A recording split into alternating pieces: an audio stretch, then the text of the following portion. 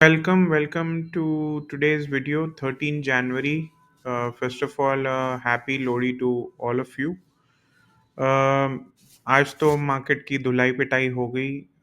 Normally pre budget ऐसा free fall देखा नहीं है, रेयर होता है, बट आई एम एंटिसिपेटिंग कि अगर if the bigger operators have had the market to be free falling like this, तो कुछ बजट में रिस्पाइट आएगा तभी एक पोस्ट बजट रैली हो सकती है, नहीं तो this might continue, but all of these are like anticipation. I am speaking in anticipation, so let me not give you any imposed view. आज रियल्टी कंपनीज में बहुत ही मेल्टडाउन था. करीबन 6.5% का रियल्टी इंडेक्स में मेल्टडाउन था. तो मैंने सोचा एक क्विक वीडियो बनाऊंगा जिसमें मैं आपके साथ शेयर कर सकता हूँ कि कौन सी ऐसी कंपनीज हैं जो अभी भी 200 डे मूविंग एवरेज के ऊपर हैं.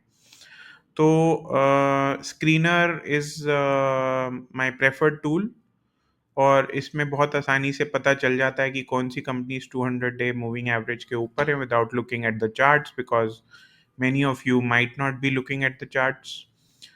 तो रियल्टी इंडेक्स डाउन है, और हम देख रहे हैं कि टॉप 30 कंपनीज में कौन सी कंपनीज अभी भी 200 डे मूविंग एवरेज के ऊपर हैं. तो अगर आप इस कॉलम पे ध्यान देंगे, डिस्टेंस फ्रॉम 200 डे ईएमए, अगर वो नेगेटिव है तो इसका मतलब वो 200 डे मूविंग एवरेज के नीचे हैं, और अगर वो पॉजिटिव है तो वो 200 डे मूविंग एवरेज के ऊपर हैं. तो DLF is below 200 day moving average, Macrotech is below, Oberoi realty अभी भी 200 डे मूविंग एवरेज के ऊपर है. Then Godrej Properties below, Prestige Estates below, Phoenix Mills below. Anantaraj is the second company which is still above 200 DMA. उसके बाद brigade भी below, signature global भी below, वेंटिव hospital भी below, Shobha is also below, and I have sorted all these companies by market cap. फिर Raymond भी नीचे है. Ganesh housing is still above the 200 day moving average. Max Estates is still above the 200 day moving average. फिर national standard करके ये company है, ये भी below, Valor Estate below, Keystone Realtor below, Puravankara below, Nesco is another company which is still above the 200 day moving average. फिर Sunteck realty, Ahluwalia contractors, Stark limited which is the Anantraj company, I think ऐसे ही बोलते हैं ये. आई थिंक एक separated arm है from the original. This is also below. Then hemisphere properties Ajmera reality is still above the 200 day moving average. Arvind Smartsphere, Ashiana Housing is still above, Hubtown is still above, Marathon NextGen is still above, Capacity Infra is still above, और एलेम्बिक जो है वो below 200 DMA है. तो हमने देखा कि top 30 companies में करीबन 1, 2, 3, 4, 5, 6, 7, 8, 9 कंपनीज ऐसी हैं. 9 out of 30 companies are still above the 200 day DMA.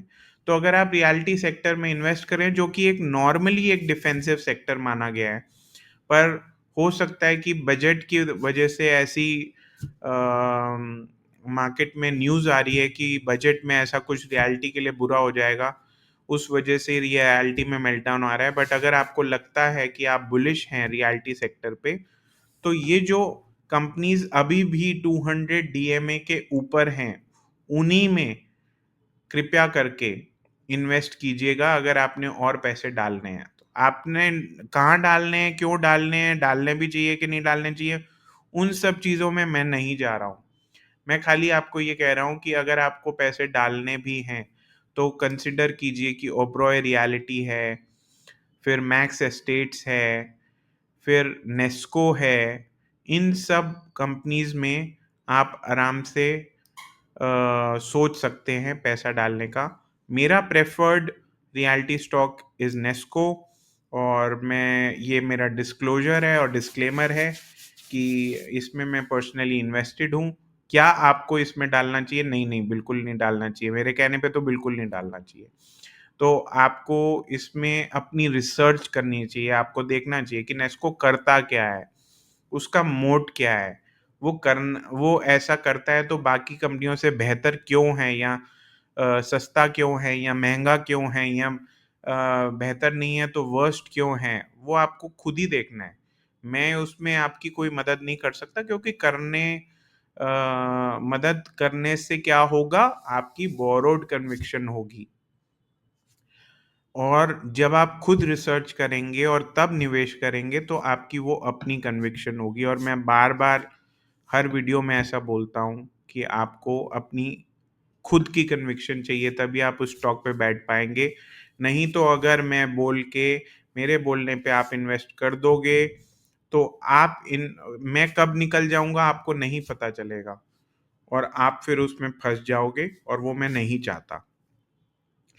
तो ये था मेरा एक छोटा-सा वीडियो, एक छोटी-सी कोशिश, जिसमें आप जान सकते हैं बड़ी आसानी से स्क्रीनर पे कि कौन अपने 200 डीएमए से नीचे है या ऊपर है रियलिटी सेक्टर में।